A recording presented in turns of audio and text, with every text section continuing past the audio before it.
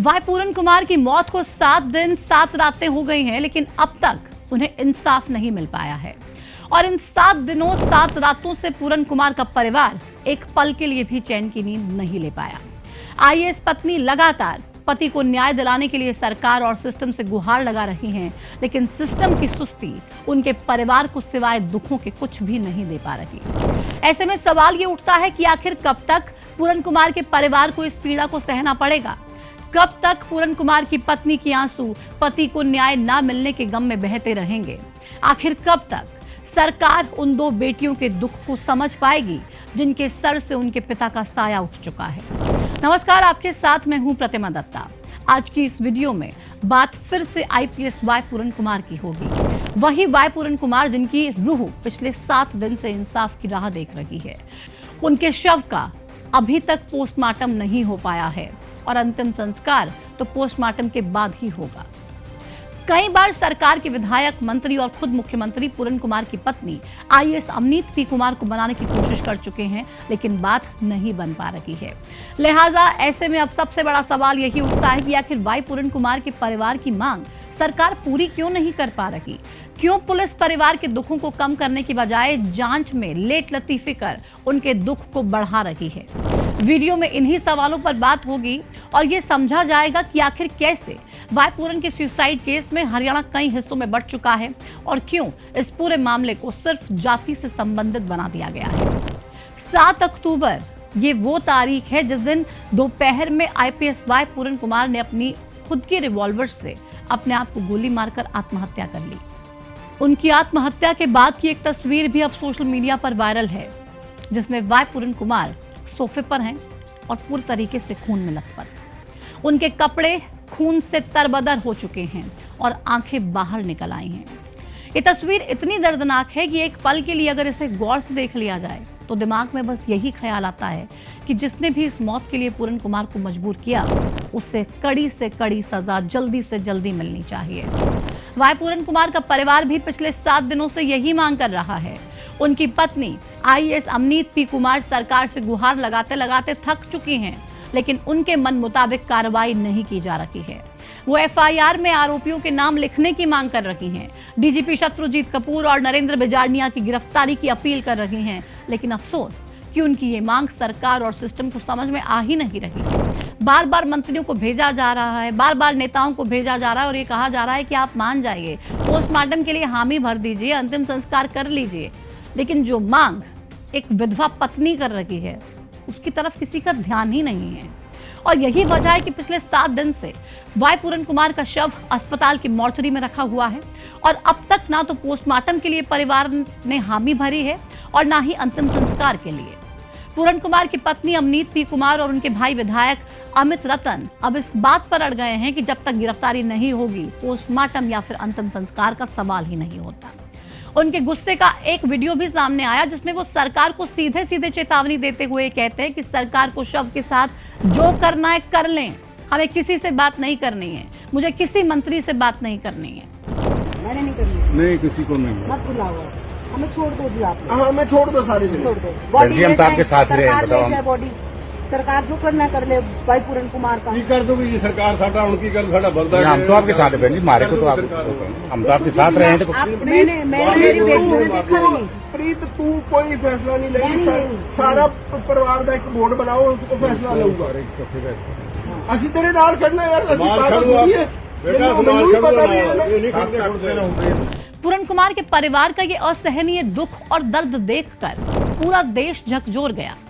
शायद इसीलिए अब दलित समाज के संगठनों का गुस्सा भी 7वें आसमान पर पहुंच चुका है।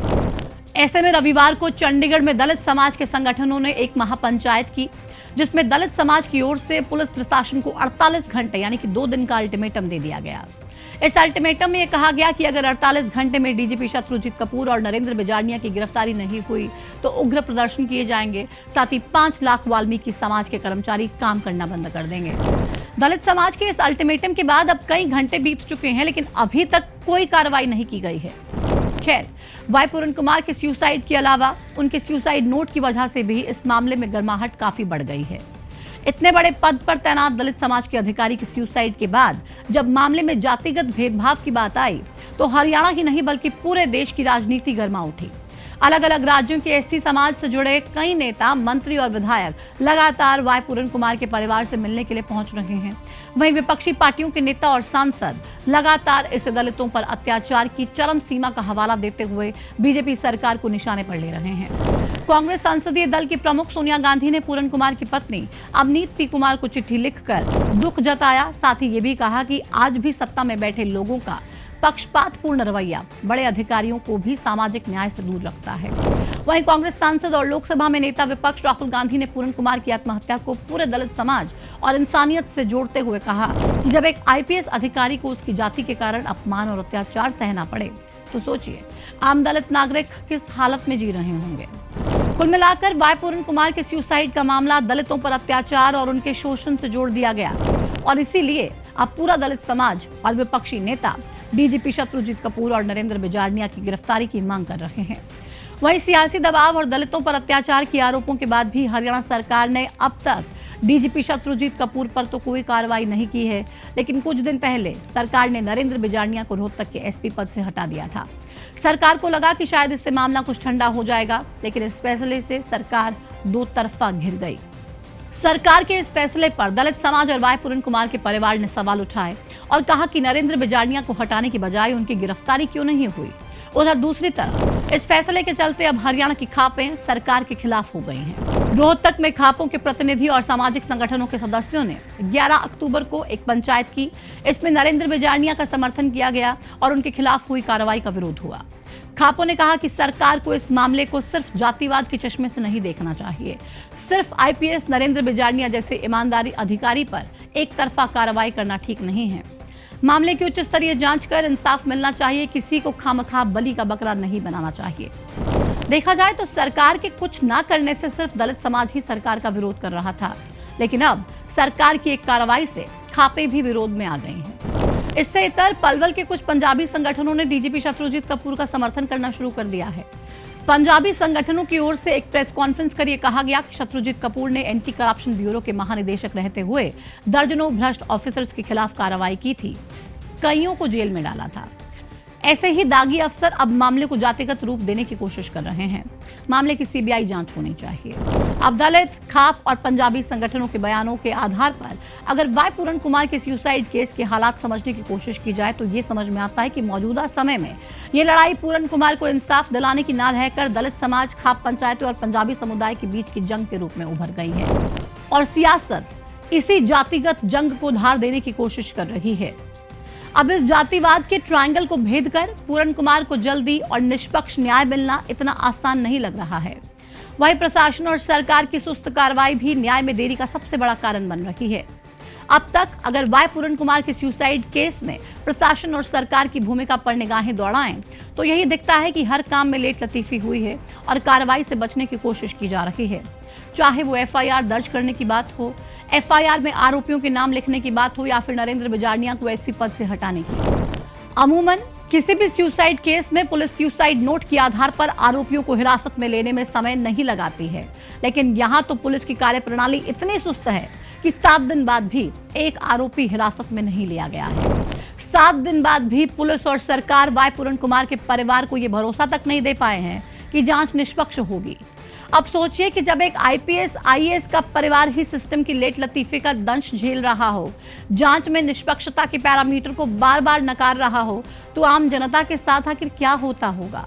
उन लोगों के साथ क्या होता होगा जिनके पास ना तो कोई विधायक पहुंच पाता है और ना ही कोई सीएम, ना ही कोई मंत्री, ना ही कोई संतरी। बाबा साहेब अंबेडकर ने भी शायद संविधान बनाते समय ये नहीं सोचा होगा कि जिस समानता, स्वतंत्रता और शोषण के विरुद्ध अधिकार वो देश के लोगों को दे रहे हैं, वो लोगों के पास होकर भी ना होने जैसा है। सवाल बहुत सारे हैं, लेकिन इस पूरे मामले में जवाब मिल नहीं पा रहा है। सरकार की एक कोशिश करनी चाहिए कि जिस परिवार का सब कुछ चला गया, उस परिवार के साथ तो खड़े हों, उनकी बात तो सुनी जाए। वो लगातार इंतजार कर रहे हैं, गुहार लगा रहे हैं और कह रहे हैं कि बात सुनिए, दोषियों को क्यों बख्शा जा रहा है, क्यों ढिलाई दी जा रही है। लेकिन सरकार है बस बैठी है, 1 साल का जश्न मनाने की तैयारी कर रही है, लेकिन वाई पूरन कुमार को इंसाफ कैसे मिलेगा, इस बारे में बात हो ही नहीं रही है।